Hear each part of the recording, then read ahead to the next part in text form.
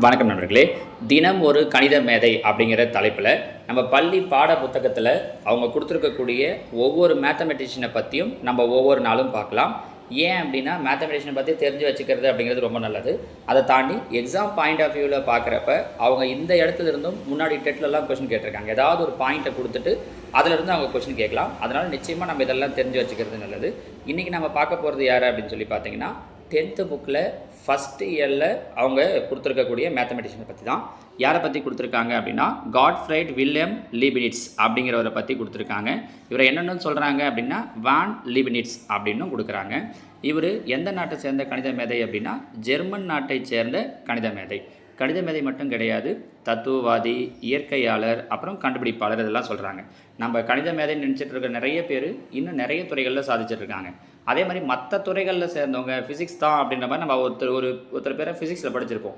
ஆனால் அடுத்தடுத்து வரும்போது பாருங்கள், ஃபிசிக்ஸில் நம்ம படித்தவரெல்லாம் கூட ஒரு மேத்தமெட்டிஷியனாக இங்கே நம்ம பார்க்க போகிறோம். சரிங்களா? ஓகே, இவர் என்னென்ன துறையிலெல்லாம் ஆராய்ச்சி பண்ணியிருக்காரு, தன்னுடைய பங்களிப்பை வழங்கியிருக்காருன்னு பார்த்தோன்னா மண்ணியல், மருத்துவம், உயிரியல், நோய் தொற்றியல், புதைப்படிமவியல், உளவியல் பொறியியல், மொழிநூல், சமூகவியல் நெறிமுறைகள், வரலாறு, அரசியல், சட்டம், இசைக்கோட்பாடு, இது மாதிரி 26 தலைப்பில் தன்னோட கான்ட்ரிபியூஷனை வழங்கியிருக்காரு.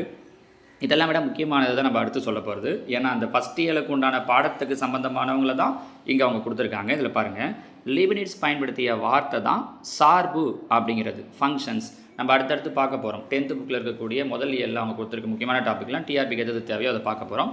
அதில் அவ்வளோ சொல்லியிருக்கிறது பார்த்திங்கன்னா இந்த சார்புங்கிற வார்த்தையை அப்போ பயன்படுத்தியது யார் அப்படின்னு கூட கேட்கலாம், லீபினிட்ஸ். இதுக்கு என்ன அர்த்தம் அப்படின்னு அவர் சொல்கிறாரு, இல்லை இதை பற்றி என்ன சொல்கிறாரு அப்படின்னா சார்புங்கிறது ஒரு வளைவின் எந்த அளவும் ஒரு புள்ளியிலிருந்து மற்றொரு புள்ளிக்கு மாறுபடும் என்பதை குறிப்பிடுகிறது.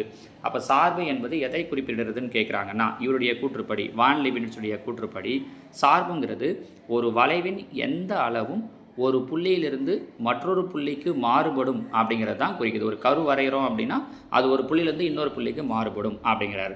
ஒரு வளைவரையில் காணப்படும் புள்ளிக்கு ஏற்றவாறு மாறும் தன்மையை குறிக்க லீபினிட்ஸ் சார்பு என்ற வார்த்தையை பயன்படுத்தினார். எதற்காக இந்த வார்த்தையை பயன்படுத்துகிறார்னா, ஒரு கர்வில், இப்படி ஒரு கர்வு இருக்குது அப்படின்னா அந்த கர்வில் புள்ளிக்கு ஏற்ற மாதிரி மாறக்கூடிய அந்த ஃபங்க்ஷனை குறிப்பிடுறதுக்காக அவர் இந்த சார்புங்கிற வார்த்தையை பயன்படுத்தினார். அடுத்ததாக இவர் வேறு எதெல்லாம் அடிப்படைகள் எதுக்கெல்லாம் பங்களிப்பு வழங்கியிருக்காருன்னு பார்த்தோன்னா பூலியன் அல்ஜிப்ரா, பூலியன் இயற்கணிதம், தர்க்க சிந்தனைகளின் இதுக்கெல்லாம் பூலியன் இயற்கணிதம் மற்றும் தர்க்க சிந்தனைகளுக்கான அடிப்படையை இவர் வழங்கியிருக்காரு. இதெல்லாம் இன்றைக்கி நவீன கணினிகள் செயல்பாட்டுக்கெல்லாம் அடித்தளமாக இருக்கிறது இந்த பூலியன் இயற்கணிதம். நம்ம இதில் படிச்சிருப்போம் சயின்ஸில். சரிங்களா?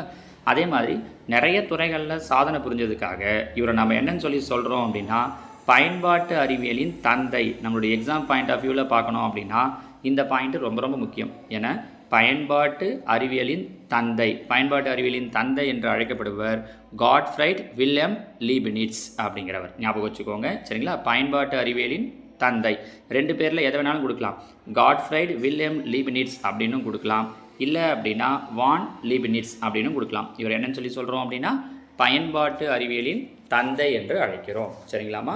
நாளைக்கு இன்னொரு மேத்தமெட்டிஷியனோட இன்னொரு வீடியோவில் உங்களை பார்க்குறேன். தேங்க்யூ.